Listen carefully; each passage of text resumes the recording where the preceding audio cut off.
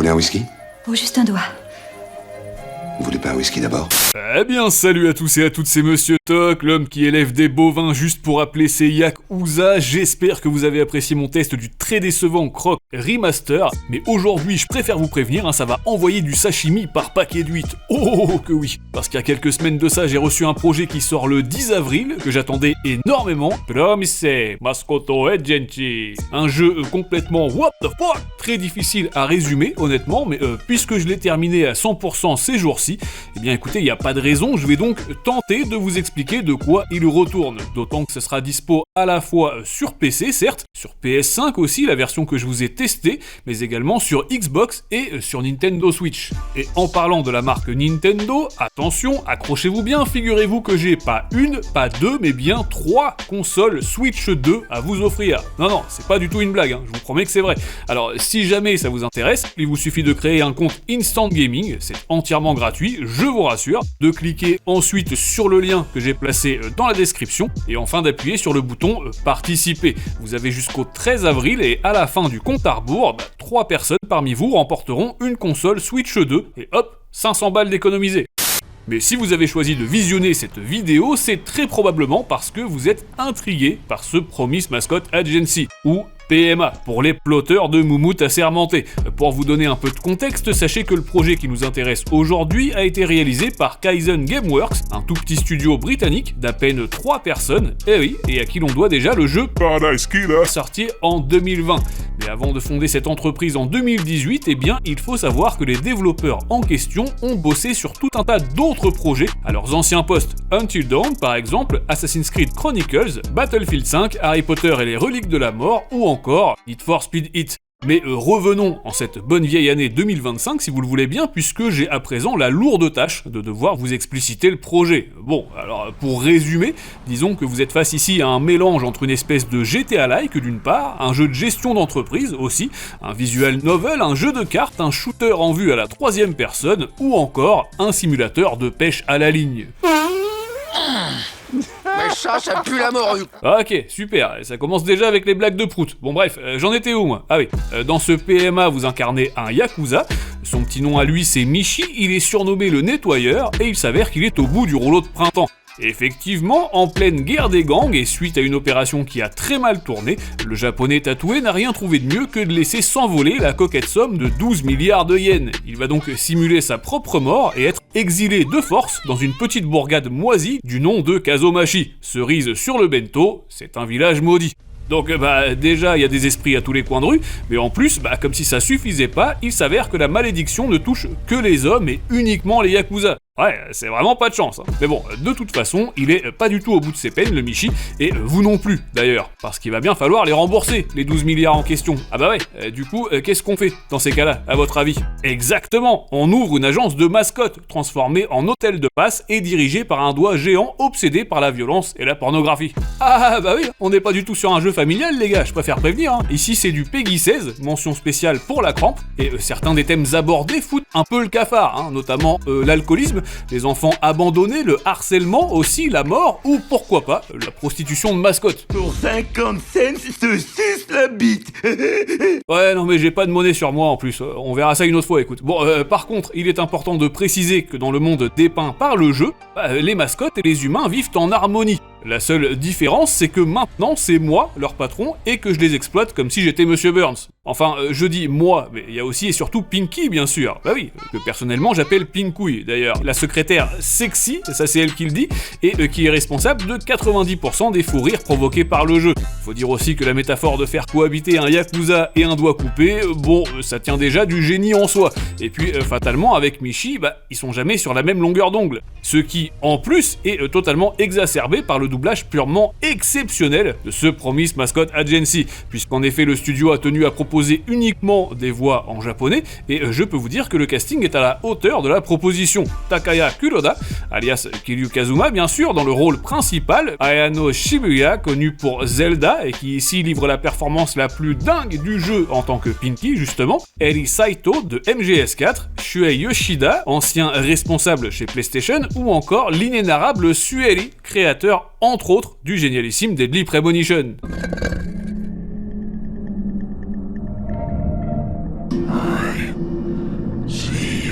D'ailleurs, les développeurs sont tout aussi fans que moi du jeu japonais de 2010, hein, et ça se ressent, à la fois parce que les deux projets sont tellement barrés qu'ils sont impossibles à décrire, mais également par le biais de la map qui vous fera sans doute penser à celle de Green Veil. La grosse différence ici étant que le terrain de jeu de Promise Mascot Agency est purement et simplement gigantesque. Très honnêtement, pour un jeu indé à tout petit budget et vendu une vingtaine d'euros, c'est à peine croyable. Kazamashi est un véritable personnage à part entière, les heures défilent sans qu'on ne se lasse une seule seconde d'explorer la moindre parcelle de sa plage, de ses forêts, de son centre-ville ou de sa zone résidentielle. Par ailleurs, sachez que le bébé anglais ne propose pas de phase à pied, donc vous imaginez bien que l'expérience a été pensée au poil de fesses afin de rendre la conduite agréable. Et c'est le cas, on a même droit à plusieurs caméras dont la vue cockpit, et alors accrochez votre ceinture, notre camionnette Kei, inspirée des Mitsubishi des années 80, a carrément été optimisée pour la DualSense. On ressent parfaitement la résistance des gâchettes, correspondant à la pédale du frein, et à celle de l'accélérateur, chose que certains AAA ne font même pas.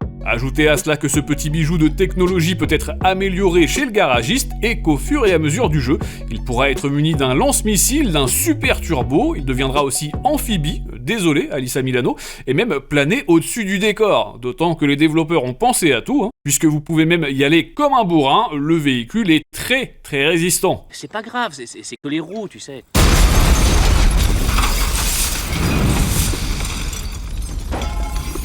Mais je vous le disais en préambule, PMA est également un jeu de gestion d'entreprise. La boucle de gameplay est donc aussi originale qu'addictive. En gros, vous allez devoir explorer le monde ouvert avec votre secrétaire, et ce à la recherche de mascottes à engager. Chacune d'entre elles a une vraie personnalité, mais on va pas se mentir, tout comme les influenceuses, elles sont surtout attirées par la thune. À vous donc de les extasier avec un contrat bien juteux, en leur promettant des primes ou encore des jours de repos bien mérités. Rassurez-vous, Pinky sera là pour vous donner un coup de pouce. Ouais, parce que si l'argent ne fait pas le bonheur, il n'empêche qu'ici, tous les soirs à minuit, le coup près tombe. Facture internet, salaire, frais d'entretien du bâtiment, dette envers votre matriarche, plus vous avancerez dans l'aventure, plus on vous en prendra. Et pourtant, je vous jure que ça se déroule pas en France. Il vous incombe donc de garder le rythme d'un patron dynamique et de travailler sans relâche, même si c'est surtout vos mascottes qui bossent. Et là, vous allez me dire, ouais, bon, d'accord, Toc, mais qu'est-ce qu'elles font exactement? Parce que là, c'est pas très clair ton truc. Ce à quoi je vous répondrai,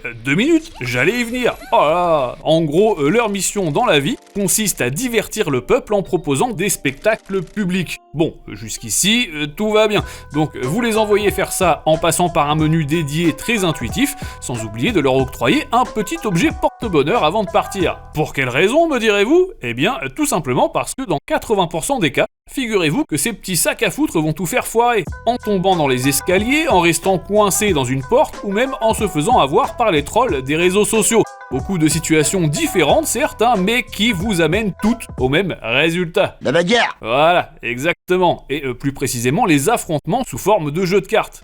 Concrètement, le monde ouvert est peuplé par des PNJ, et contrairement à la majorité des jeux en open world, ici, ils sont tous importants. Ça peut être la professeure d'anglais venue de Londres, un super-héros amateur de sécurité routière, une femme mature amoureuse de vous, etc., etc.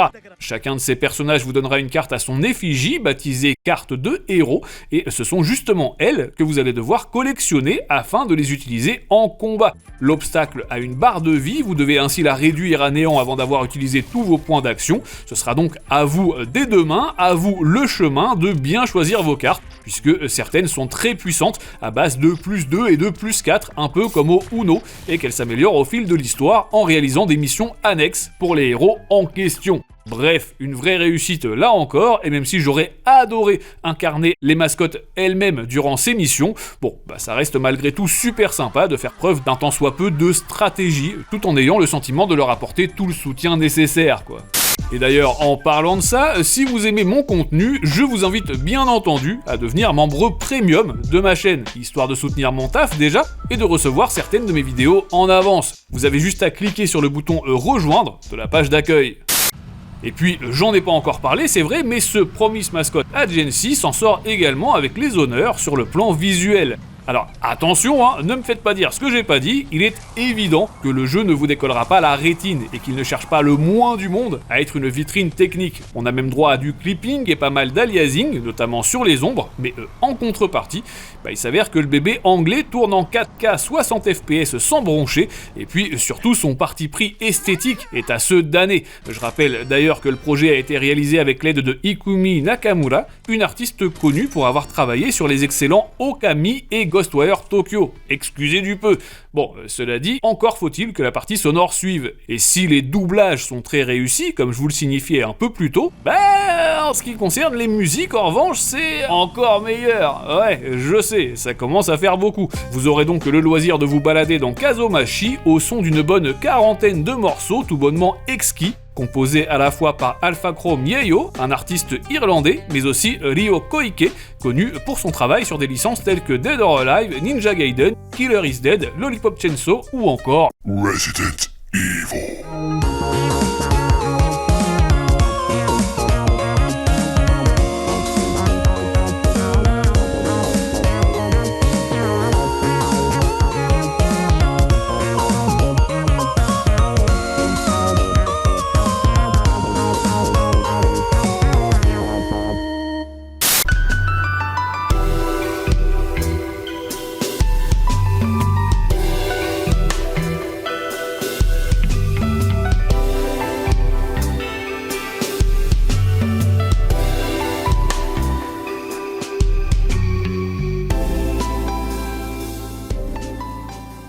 Bon, je pense que tout est dit, mais de mon côté, j'enchaîne, tant pis pour Cool Chain, parce que il est temps, à présent, d'évoquer le dernier point de ce test complet.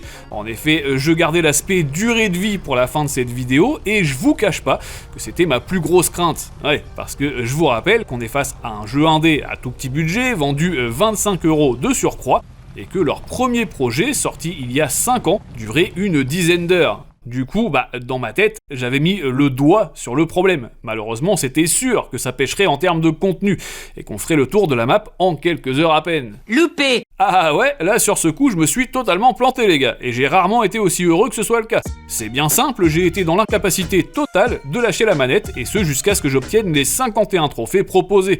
Entre les sanctuaires à nettoyer, les péchés à expier, les sacs poubelles à recycler, les chats et les DVD à ramener à leurs propriétaires, sans oublier les 25 sites d'intérêt, la vingtaine de mascottes à embaucher, les vernis à ongles à débloquer, bref, comptez une bonne trentaine d'heures pour faire le tour du jeu. Et honnêtement, on s'y attendrait pas du tout au début. À titre personnel, vous l'aurez donc compris, je suis tombé littéralement amoureux de ce Promise Mascot Agency, aussi et surtout pour cette proposition. On est clairement sur un projet passion et ça se ressent à chaque minute que vous passez dans le jeu. Est-ce que je suis même allé acheter les porte-clés officiels qui vont sortir au mois de juin ? Bien sûr que oui. Et tout ce que j'espère, c'est que les ventes seront suffisamment satisfaisantes pour espérer, et je croise les pinky, l'arrivée d'une suite ou à minima d'une grosse extension narrative dans les années à venir. En attendant, écoutez, je retourne démarrer ma camionnette parce que je ne voulais pas préciser, certes, mais ce PMA inclut également des missions de livraison, rien à voir avec Death Stranding 2, ou encore des meetings politiques à remporter, ainsi que des pinces géantes pour voir si vous êtes aussi doué que dans Yakuza avec un grappin.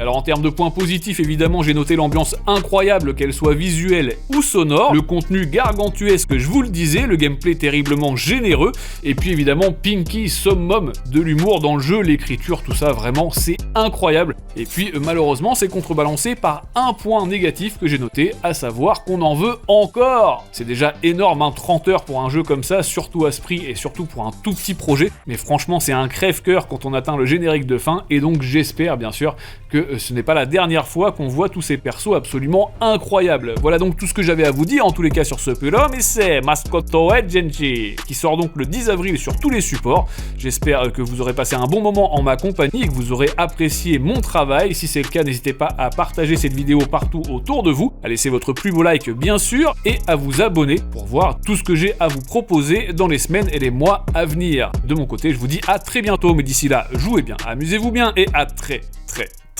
vite.